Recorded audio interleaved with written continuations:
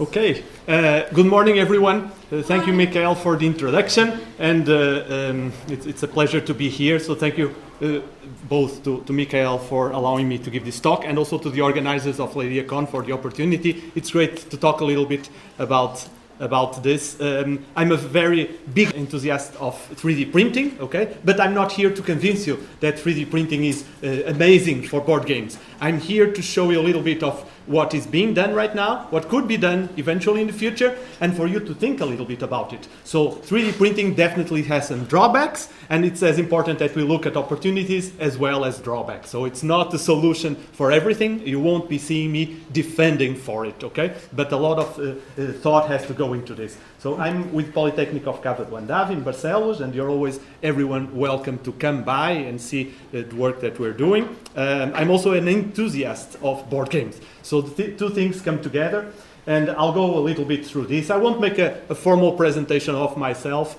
As Michael said, I would also blunder it myself, so it's best that I don't say too much. But I'm mostly doing research over the last 20 years on materials, processing technologies, much more technical side. Over the last 7 years, much more on sustainability, okay? And then more recently, I'm also trying to put a little foot on research around board games. So you see here some of the stuff that we do in our 3D printing lab. So we have technology that allows us to print things from figure size, miniature size, up to that scale that you see there. That's a chess piece next to that €1 coin. So we can do big parts, small parts, and we have some fairly industrial scale equipment that allows us flexibility in terms of materials that we play with. But this is all, let's say, from the professional side. So at home, I have one of these 3D printers, and I play with it a lot. And so I do at home a lot of the same 3D printing work that we do in the office, but then on board games. And so a little bit about 3D printing. I don't want to bore you with this, but just to give a framework, it won't be long. 3D printing, also called additive manufacturing, is when you produce parts by adding material only in the shape that you need. So in a big contrast with what usually is done industrially of producing things through subtractive manufacturing, where you take a piece of material and you remove the extra and you're left over with the piece that you want, you only build the shape that you really need. Of course, you might need support. Ones that do 3D printing know this, but you end up using much less material and generating much less waste in general than you do with traditional subtractive manufacturing.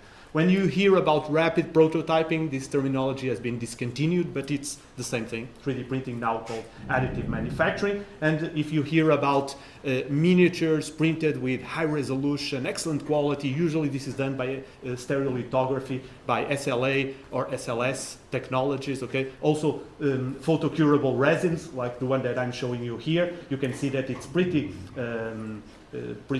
detailed. We can print this with a resolution of 0.016 millimeters, okay, so that's about 60 layers to do 1 millimeter thickness of a part, so that's quite precise, but you always notice still some layering, okay? So aside from this, I think that I have here a short video. So for those who haven't seen this, so just a brief video, you can see there a lizard, which could easily be a part, a component for a game. Like, for example, Ark Nova, you could have lizard pieces, right? So you can see that it builds it up to the shape that you want. And so you have to start with a 3D model, let's say a representation on the computer of the shape you want to obtain. Then you're going to print it. Then you're going to do a lot of tinkering. You're going to remove supports. You're going to wax it, and you're going to paint it, etc. And then you end up with a prototype. So we do this a lot for different types of shapes. And so applications is tremendous nowadays. It's in our daily culture, 3D printing. So it's used from the biomedical field all the way through to architecture. a lot of architects started using 3D prints to show their customers their future homes in small scale. It was very popular a few years ago, about 10 years ago, even in supermarkets in the United States, large shopping centers, you would have 3D printers that would produce a model of yourself. So you would be scanned, and then they would give you a small action figure of yourself. And this became very popular at the time. Nowadays, I don't see it anymore when I go there, but it has also huge potentials in other areas. And I have here a small list, again, trying to be brief about this. So obvious in industrial production, in non-production. So for example, you might have supports, you might have things to hold your parts in the automotive industry when you're painting them, etc. So those type of non-sellable parts. Then obviously for entertainment, in do-it-yourself, I have some clothing pins and things like that at home made by 3D printing. A lot of replacement parts for toys. So my kids have a lot of Frankenstein toys where there's a piece missing, a support, a leg, and it's there then by magic again. And then obviously it's used in research and teaching for these different opportunities. Now in terms of consequences, I don't know if you've thought about it, but what 3D printing essentially allows, especially as you put it all over the world, is that you can decentralize production. You can produce everywhere. You're not limited to things being made in China and sold all over the rest of the world. Then you can manage stocks, you can manage flows of materials from one side to the other in a completely different way. The time to develop new products, when I was taking my bachelor, you would not think of having a realistic prototype. You would think of making something eventually out of clay or something like that to show the shape that you wanted. Nowadays, it's completely different. You do an augmented reality meeting with the client. You show him the type of product that you're going to the type of shape that you're getting to. He'll approve it. You're going to produce a physical prototype. You're going to send it to him, or he will produce, more likely, and then you go on with the development. And so also the service time of products increases. Nowadays you have also a lot of industry around, or service around, taking old cars that you cannot get parts for, and you can replace a door opener, you can replace something like a winch for the window out of 3D print and continue to use the car. So it's very interesting for people who are trying to recover old products. I've seen this applied to old clocks eventually, so it's very, very interesting. And some products, of course, become more accessible, not in the same accessibility of the previous talk, which of course is very interesting, and I was totally in sync with. I even have a student that's doing her master's on trying to develop some orthotises to help people with mobility of the upper limbs to play board games. So she is now in the start, 2 months into her master's. But it brings up also some difficult things, like for example intellectual property. If you're producing parts that are exact replica of parts that come in a standard game, how flexible can you be around that before you infringe intellectual property, and of course also illegal products. So there are, as I mentioned, good and bad things about this. So why did I get into 3D printing? Well, I do 3D printing for about 16 years now, and I started several years ago with trying to produce working pieces that demonstrate physical phenomena, with students, and to allow students to use my own pedagogical kits to observe things, like trying out the influence of moment of inertia of beams into how much weight they can stand, things like that. So there are a lot of opportunities into this that I won't get to today. Why did I get into modern board games after not playing board games for 30 years? And I grew up in a home where I have my old board games. I have like 30 board games from when I was a kid, not only Monopoly, but some very interesting board games for the 80s. We're talking about tankers and things like that, games that were complex, but with a lot of dynamics and mechanisms that are used today still. So, but then I stopped. Life didn't allow me to. So many years I did get into it because nowadays I'm using it in classes. So, for example, this is a short course that I did with 35 students from 6 universities in Europe. I did this in Barcelos, and I have to thank my friends in the municipality and the Salto da Caixa that helped us organize this session. And we've put students from this circular design degree playing board games that had to do with managing resources and things like that, existing board games, to forced them to think a little bit about implication of resource managing before we were then talking about the technical stuff. Okay, so this is an area that I also find passionate about, but that I'm not getting into today. So today is about application to modern board games. And so getting into that, I hope that I won't bore you, because if you're into this, I probably won't say anything new, okay? So apologies in advance to those that are well versed in the topic. So this is a picture from yesterday. I took it and then I thought, yeah, this is going to be fun to put away this copy of Twilight Imperium. But you see 3D printed parts and holders all over, and then it becomes completely different. You see, the owner of the game has this organized in a way that you deploy it into the table in minutes. So it's completely different experience than if you have everything in a bag and you're spending 2 hours just putting on. I didn't ask for permission from him to show these pictures, but I think it's okay. Nobody is showing up. And this is my copy of Mage Knight Ultimate Edition. So you see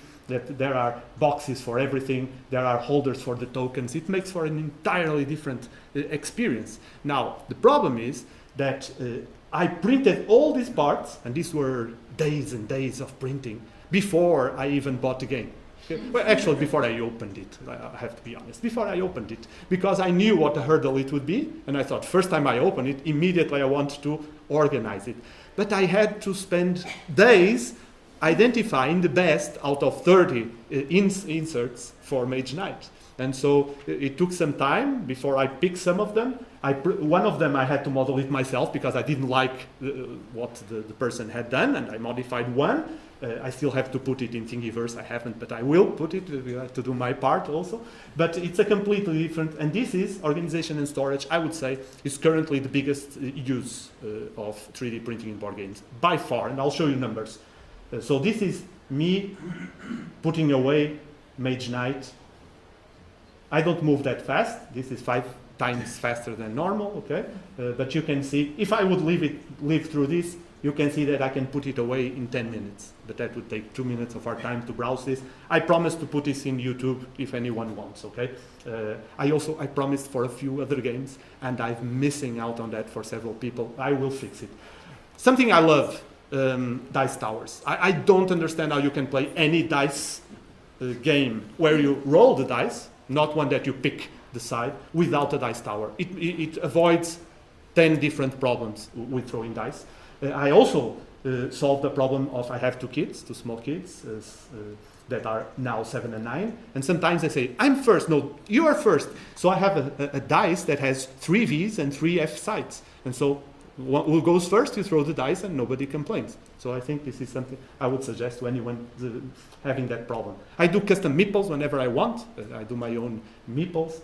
Sometimes I modify them for specific things. I beta test our own games inside my small family that I haven't shown anyone, and I won't show you also. But we do custom meeples for those because it makes for a different experience, and other things. Something I think is very useful also are life counters or any kind of counter that you can customize in 3D. Terraforming Mars was mentioned before as you can sneeze, right?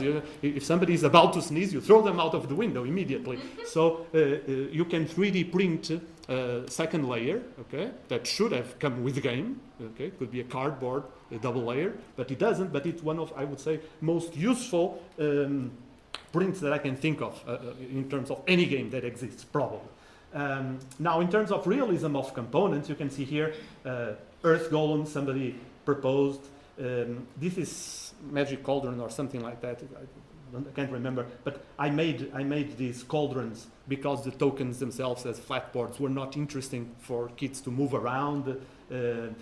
These I didn't model. I just 3D printed them, and this makes for a much more leisurable experience if you're playing Fire Rescue. So it's an awesome game, but this makes it much more interesting to play. You can find 3D versions of the 2D components that come with many games. A lot of people are showing this. A good example is I like a lot this game, the treasure hunting, ghost fighting, or ghost fighting treasure hunters, I guess. And you play with pieces, and you have these ghosts and hauntings, and it makes even playing the game much easier. You understand better where everything are, where you need to focus to solve problems.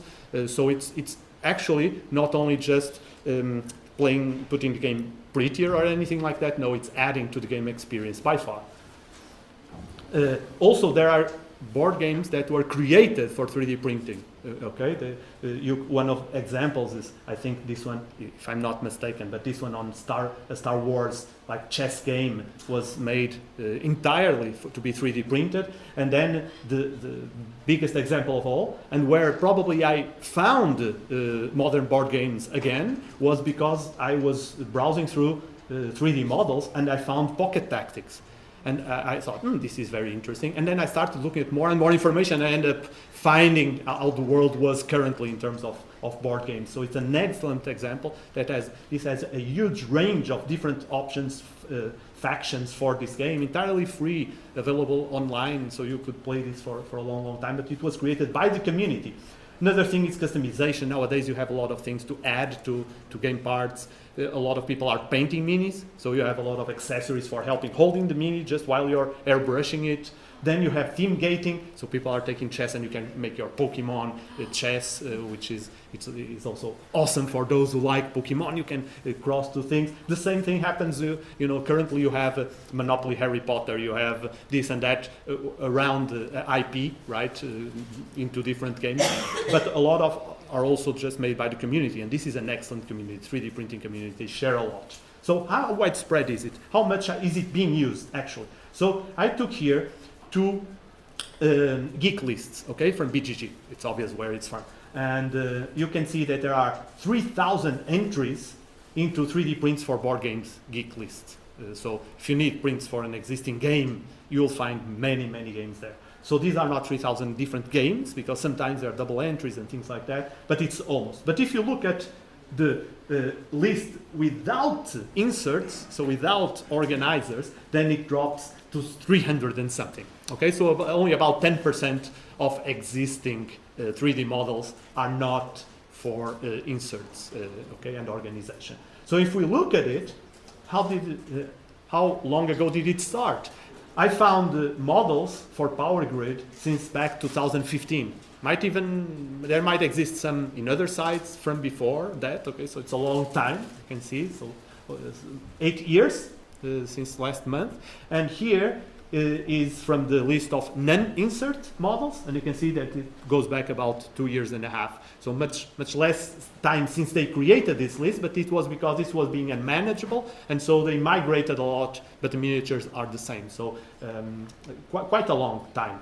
Now, are you curious which games have the most number of models? So my contribution today, I think, is mostly on this. I spent some time looking at data because I felt it was interesting to share. So the biggest contribution is an item called miscellaneous, obviously. So there's lots of different game components, general game components inside. But then you have board game rank 491. And those who know by memory game 491, it's Catan. Okay, so it's ranked. And this was a few days ago, 3-4, so it might be no longer 491. I apologize for that. But then after that, you see that with a third of those, you have Star Wars X-Wings, then you have Crowmaster, Smashster Arena, then you have Forbidden Island, Red Dragon Inn, King of Tokyo is up there, Dinosaur Island, Stronghold, Keyforge, Pandemic, Power Grid, Dead of Winter, Star Wars Armada, Android Netrunner, Isle of Skye, then Karuba, Warcry, Lupin Louis, Age of Towers, Queen Domino, Star Trek Ascendancy, Memoir 44, Secret Hitler, and Shadows of Brimstone. So you can see here their ranks. So you can see here the only top 100. There are only two, right? Power Grid and Android Netrunner. Now, if you look at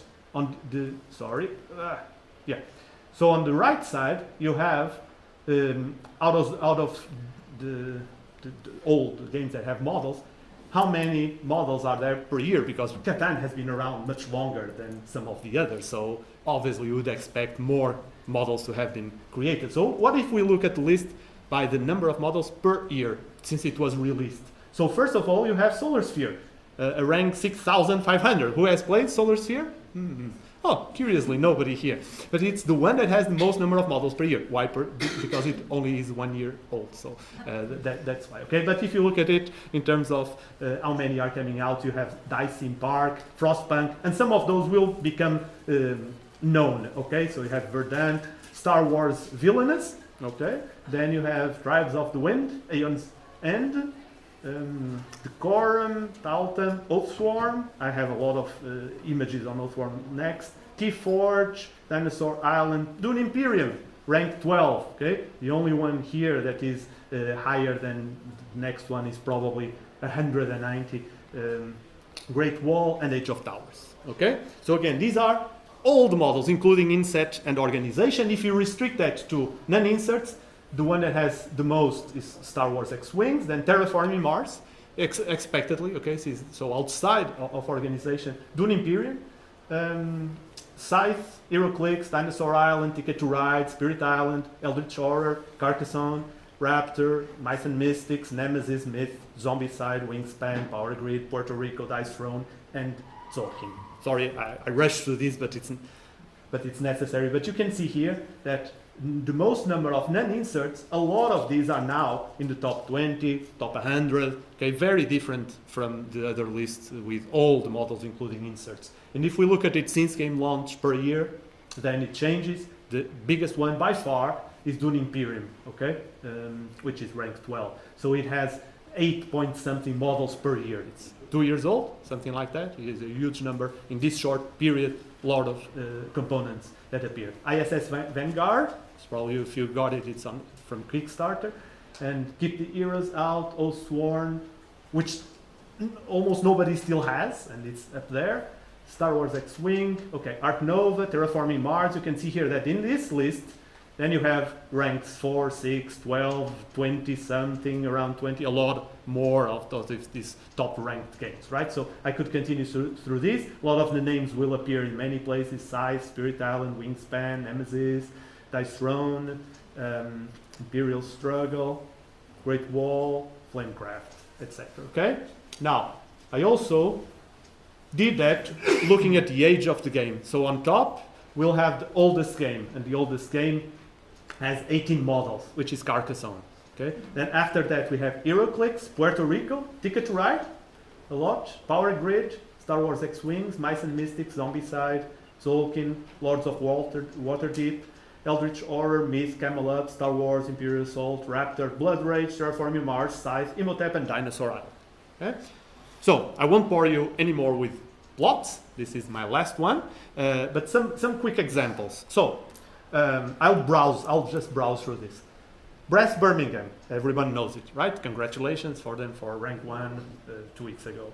So 6 with inserts, only 3 entries outside of inserts. If we look at rank 2, Pandemic Legacy, then you have 14 with insert and 7 non-insert. Of course, I'm sorry, but this mixes up these different pandemics, okay, the original, etc., because many of the mechanics are the same, and so the components serve for several of them, so this might be a little bit skewed compared to the other ones. Then Gloomhaven would have only 3. And why? Do you really need to produce more components for Gloomhaven? Probably not that many, right? But still, there are some useful things, especially like a player board. That's quite useful.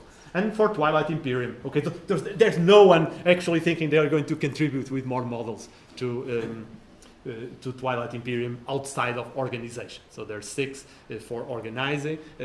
Some people that have created entire, let's say, almost a website of how to organize your Twilight Imperium. You have to print these, then you have to weld them like this, etc. So a guide given how it works. And so what's the potential? So what other things could be doing? Well, we have 3D printing growing, we have decreasing costs, we have widespread availability, you have printing farms like this with hundreds of working 3D printers, you have the volumes increasing, you have them accessible to kids in almost every school in the world, in the first country world, and then you're looking here at examples, for example, of how much does it cost to print, because you always have to think, should I buy a printer? Probably not. I won't bore you through it, but if you look at this, the conclusion is that in most cases, it's much cheaper that you order it from a surface rather than you buy a 3D printer and print it yourself. Even in terms of the cost to print It's lower in majority of cases to just buy the prints you need, okay? And this is going to become more and more pervasive as things like office centers around you have 3D printers available. Same way that who prints in their homes the pictures today? Almost nobody. You go to one of those office centers and you print out the pictures that you want. You bring in a pen. The same thing will be true very soon for 3D printed models. So potential for this. Wider range of market options. You cannot justify a deluxe version. Only few people are going to buy it. You can still release it. The overhead cost of distributing, etc., goes away. So it makes it possible if you're a designer and you're frustrated every day that you cannot get your deluxe version out. How about releasing a too small expansion? It's not worth putting it in the box and shipping it all over the world. How about for some miniature heavy games? How about you do not print all the 3D miniatures and only have the rest of the components that people need, and then give the STLs and people print them themselves in the amount that they need? That brings into the customization of players. For example, you want the player to eventually try out the game before they invest heavily in it. So can they play the cardboard version of the components, then they like it, they print locally the miniatures, and they build up their game, depending on what they actually want. You might only produce the parts you need. Do you have Ticket to Ride? Do you always play it with two people? Why are there a huge set of trains for two colors that you'll never use in their lifetime? This is not sustainable, right? This is not thinking circularly, environmentally friendly, because you're producing pieces that are just occupying space and wasting resources. How about allowing for different arts of parts? You have the miniature. I don't want to play with all male cast in my game. I don't want, this ties into accessibility, inclusion, all those things. I want a different component. Why do I have to be stuck with one that the designer was forced to use for different reasons? Mostly because you cannot have customization on a large scale and global range. So deluxifying is obvious and is already used. I mean, you look at a copy like this of Catan and you want to bring it home, right? Of course, you don't want to pay 400 euros for it, but you can produce it yourself. It's a lot of effort, but you can. What about minor expansions? I found this game, Hero. This is not so, you don't get anything. You buy the STLs and you print them yourself. They only sell the models, okay?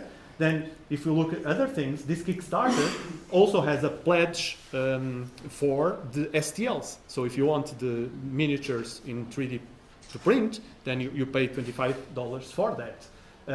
What about standees versus miniatures? Of course, in some cases, the miniatures are much more interesting than the standee, right? But then you get to the point where if you have these miniature intensive games, and I'm sorry, I'm not trying to publicize or anything, but I'm talking about what I've been seeing recently even.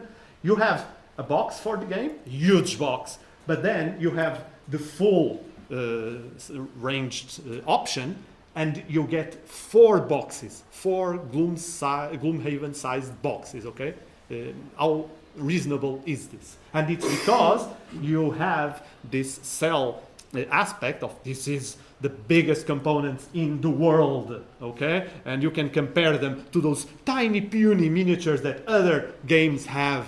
Ours are bigger. And of course, there's a positive aspect to that, but do you know that when you're putting a huge thing like this, and this was a printed version, okay, a colored version that won an award. But when you're packing and shipping this all around the world, you're shipping 50% air.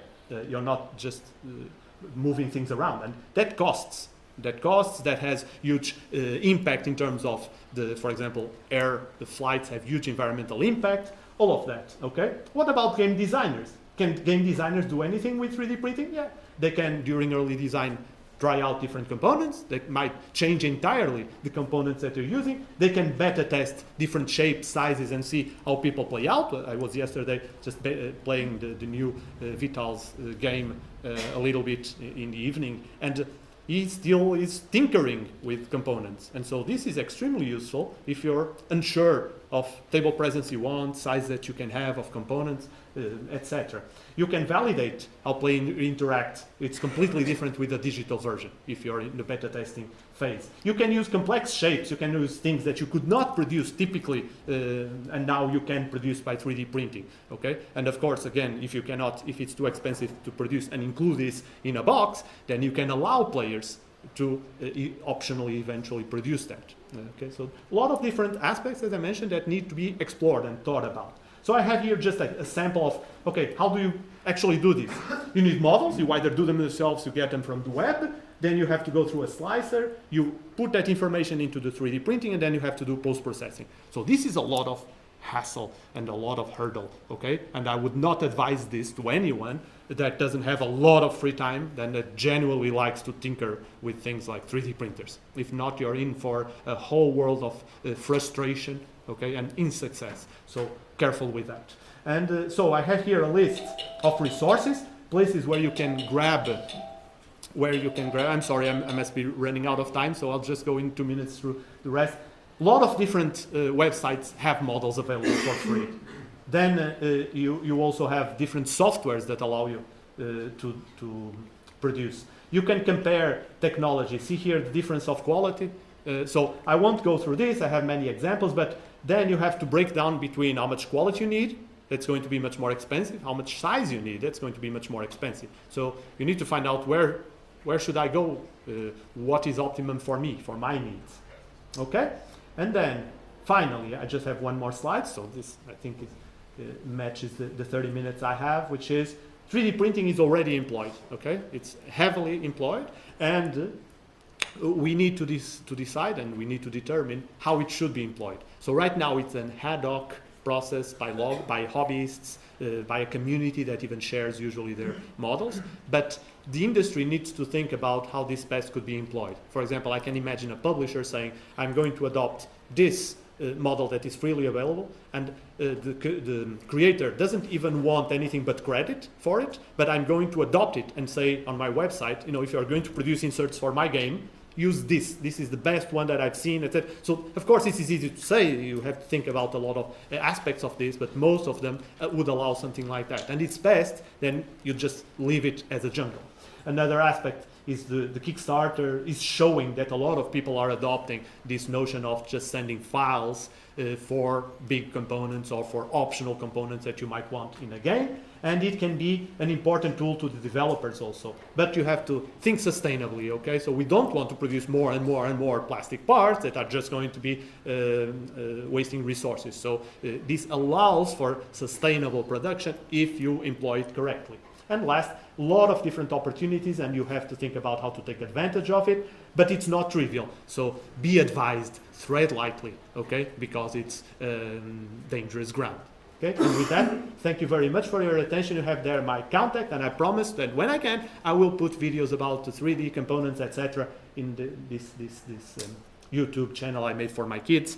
And so if anyone later on in 2 weeks, that's when I'll have the first day off, wants to go there, we are happy to. Thank you very much for your attention. I'm happy.